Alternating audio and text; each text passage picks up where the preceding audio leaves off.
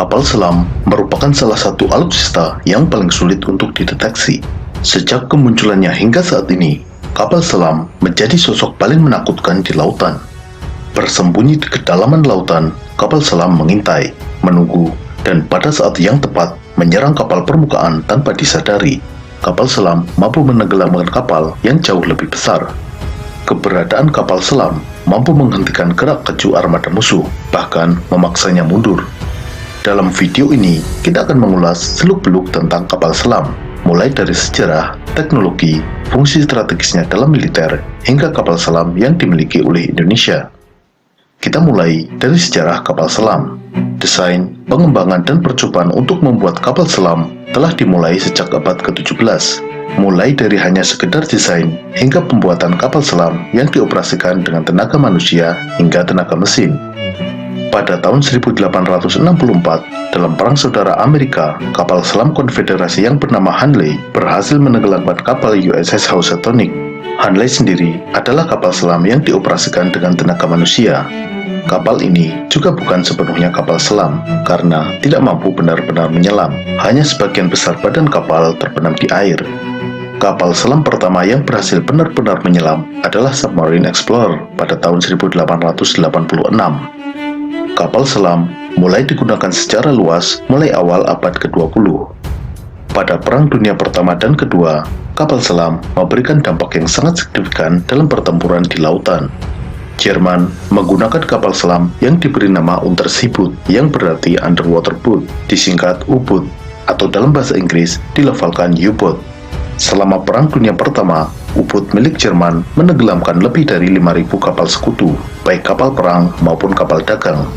Dalam Perang Dunia Kedua, 3.000 kapal sekutu terdiri dari 175 kapal perang dan 2.825 kapal dagang ditenggelamkan oleh U-boat Jerman. Meskipun di akhir perang, Jerman juga kehilangan 70% armada kapal selamnya. Pada saat Perang Falkland atau Perang Malvinas, kapal selam Inggris HMS Conqueror berhasil menenggelamkan kapal jelajah Argentina yang bernama General Belgrano. Setelah kejadian ini, Argentina menyadari bahwa mereka tidak memiliki kemampuan mendeteksi kapal selam. Hal ini memaksa Argentina menarik mundur seluruh kapal perangnya dari medan pertempuran. Hanya kapal selam Argentina yang tetap berada di lautan. Pada masa Perang Dingin, meskipun Amerika Serikat dan Uni Soviet tidak pernah berperang secara terbuka, namun di kedalaman lautan, kapal-kapal selam kedua pihak saling menyusup, mencari, dan mengejar. Selama periode Perang Dingin, Amerika kehilangan 2 kapal selam nuklir, dan kapal selam Uni Soviet yang hilang atau tenggelam setidaknya 4 kapal. Kapal selam mampu terapung dan menyelam ke kedalaman. Kemampuan ini diperoleh dengan mekanisme tangki balas atau pemberat. Saat terapung, tangki ini berisi udara, sehingga daya apung kapal selam berada dalam daya apung positif. Ketika akan menyelam, udara dalam tangki balas dipindahkan ke tangki kompresor, sehingga tangki balas terisi air laut. Kapal berada dalam daya apung negatif, sehingga mampu menyelam. Jika akan naik kembali, udara dari kompresor dipindahkan lagi ke tangki balas, sehingga air keluar digantikan udara. Kapal pun mengapung kembali. Tetapi realitas sebenarnya tidak sesederhana itu.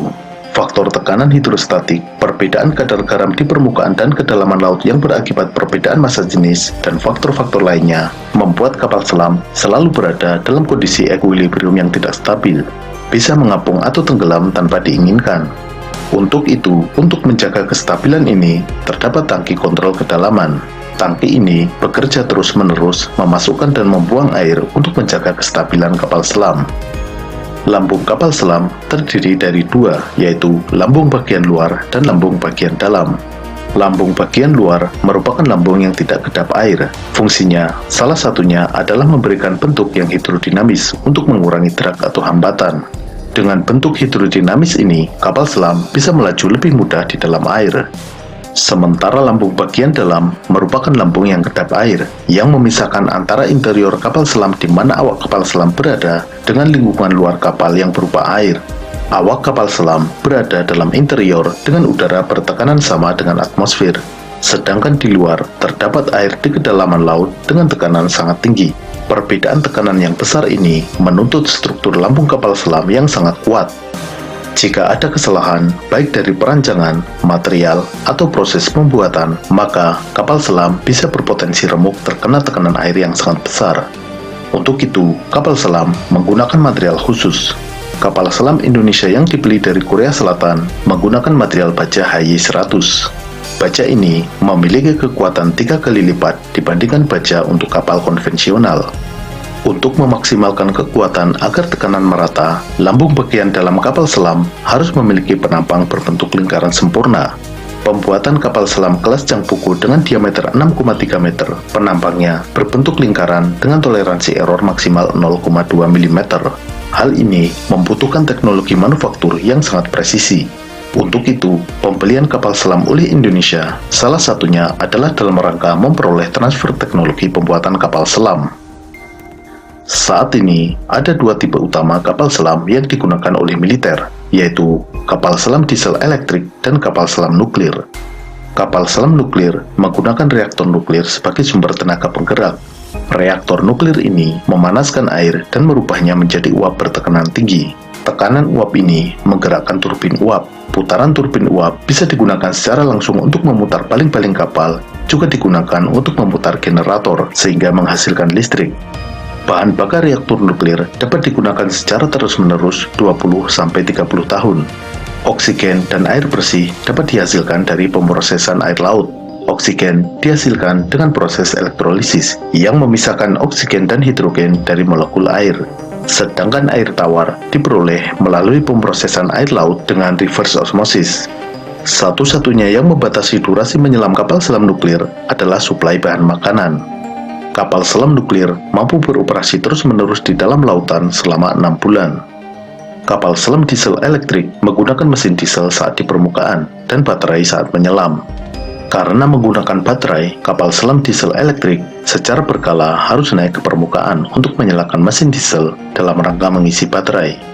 Memang, kapal selam ini tidak perlu benar-benar muncul ke permukaan, namun bisa tetap menyelam beberapa meter di bawah permukaan dan menggunakan snorkel untuk suplai udara.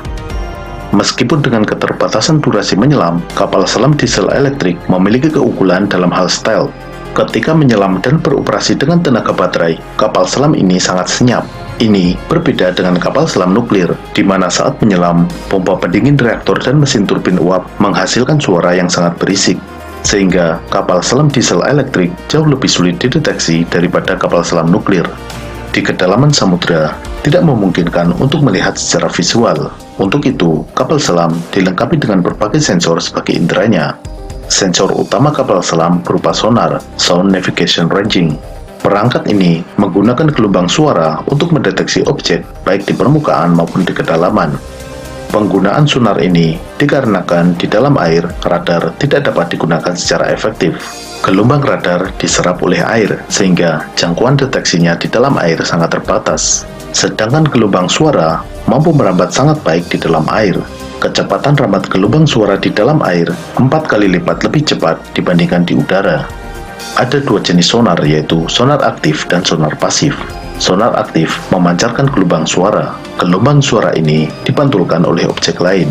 Pantulan gelombang suara ini kemudian ditangkap kembali oleh sensor pada kapal selam. Jeda waktu antara gelombang suara dipancarkan dan diterima digunakan untuk menghitung jarak objek tersebut. Frekuensi suara yang dipancarkan oleh sonar aktif umumnya adalah frekuensi suara yang dapat didengar manusia, dan suara ini sangat keras. Para penyelam yang kebetulan bertemu dengan kapal selam merasakan suara sonar ini menyakitkan telinga mereka. Sedangkan sonar pasif tidak memancarkan apapun. Sonar pasif ini mendengarkan suara yang dihasilkan oleh objek-objek di lautan. Sumber suara ini misalnya berasal dari getaran mesin kapal, riak air dari gerakan kapal, hingga suara kru kapal maupun kapal selam. Kapal selam modern dilengkapi dengan beberapa sonar sekaligus untuk mendeteksi objek yang berbeda. Sonar utama merupakan sonar panoramik. Sonar ini mendeteksi objek-objek di luar kapal selam. Kemudian, sonar pendeteksi ranjau untuk mendeteksi adanya ranjau laut yang dipasang oleh musuh, sehingga kapal selam dapat menghindar dari melewati area yang dipasangi ranjau laut. Active Ranging Sonar merupakan sonar aktif yang memancarkan gelombang suara untuk mendeteksi objek di lautan, utamanya kapal musuh sebagai target. ship noise measurement yang mengukur kebisingan dari kapal selam itu sendiri. Kapal selam yang terlalu bising berpotensi dideteksi oleh musuh. Passive ranging sonar yang mengukur jarak ke target. Flank array sonar untuk mendeteksi target dengan frekuensi rendah pada jarak menengah. Intercept passive sonar mendeteksi gelombang sonar yang dipancarkan oleh musuh dan mendeteksi posisi sumber sonar tersebut. Towed array sonar yang mendeteksi target jarak jauh. Persenjataan utama kapal selam adalah torpedo. Torpedo ini digunakan untuk menyerang baik kapal permukaan maupun kapal selam musuh. Torpedo diluncurkan dari kapal selam dan bergerak mencari sasaran. Ada jenis torpedo yang dikendalikan dari kapal selam maupun torpedo dengan sistem fire and forget yang dilengkapi dengan perangkat sonar. Ada pula gabungan keduanya. Saat diluncurkan, torpedo terus-menerus dikendalikan oleh sistem pada kapal selam. Antara kapal selam dan torpedo yang ditembakkan dihubungkan dengan kabel. Kabel ini bisa berupa kabel tembaga maupun kabel fiber optik.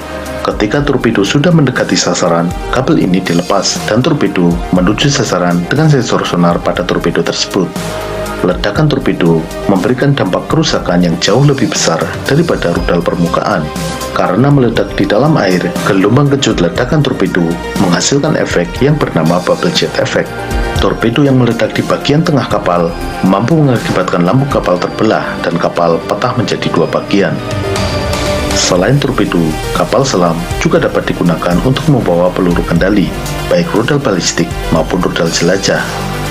Amerika menggunakan kapal selam sebagai salah satu elemen dari triad nuklir, 3 wahana untuk membawa dan mengirimkan senjata nuklir. Ketiganya adalah rudal balistik antar benua, pesawat pembom strategis, dan kapal selam.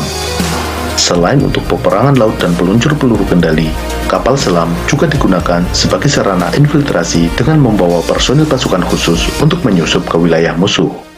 Karena perannya yang sangat strategis, Indonesia sebagai negara kepulauan mutlak membutuhkan armada kapal selam untuk menjaga kedaulatan perairan Nusantara.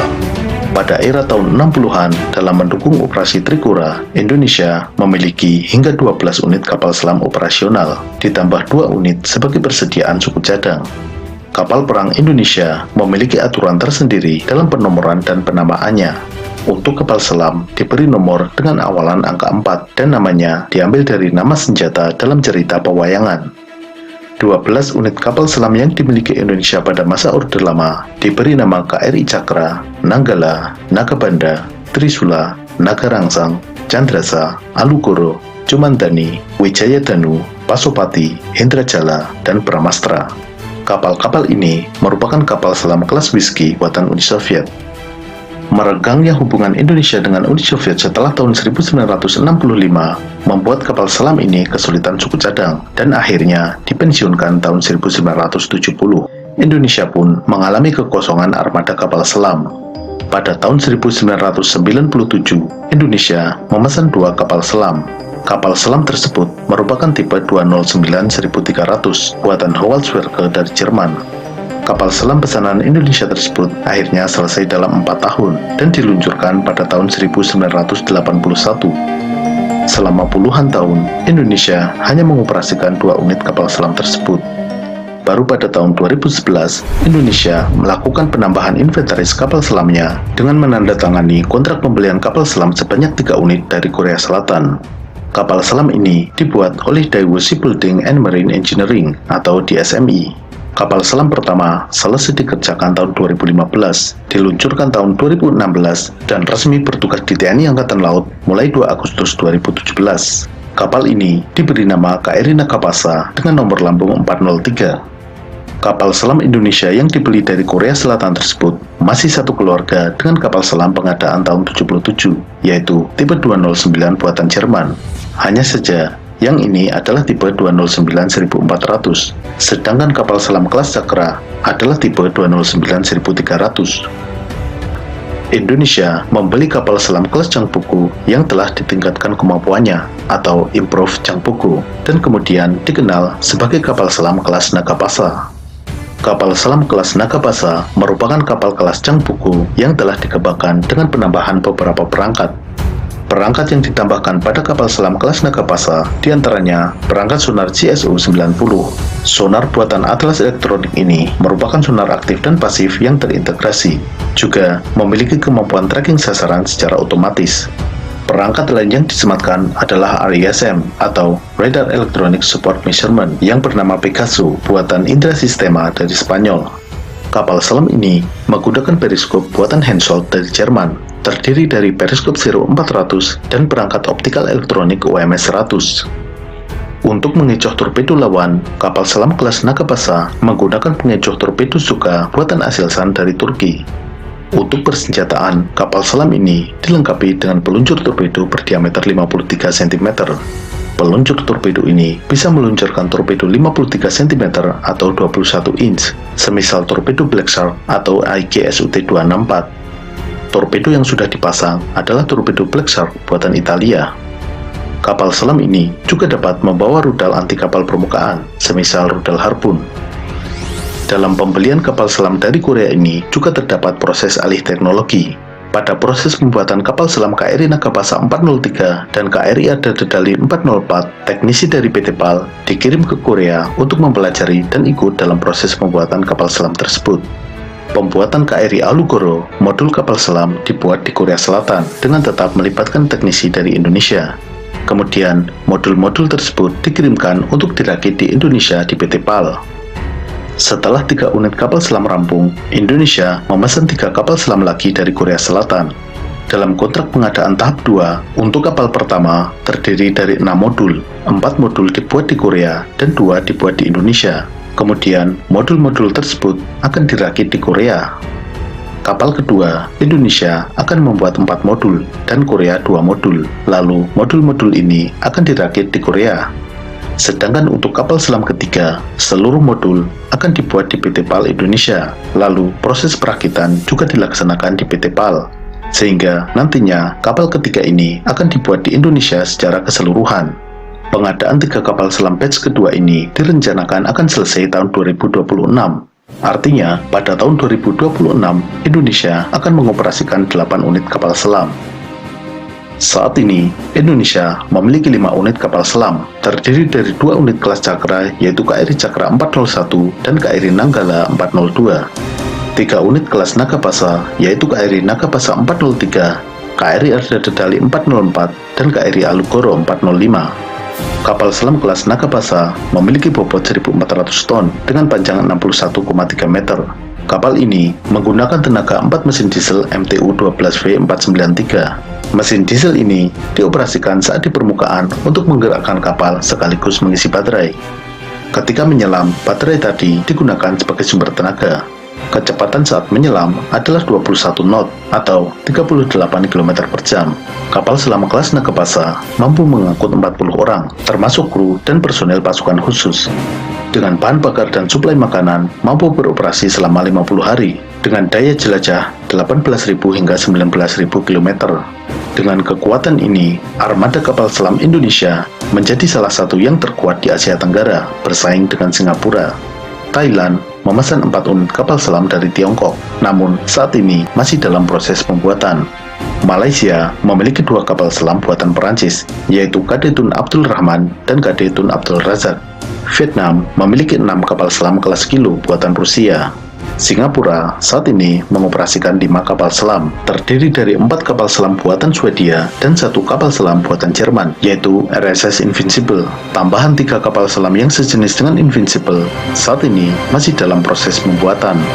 Sementara itu, Filipina, Brunei Darussalam, Myanmar, dan Kamboja tidak memiliki kapal selam.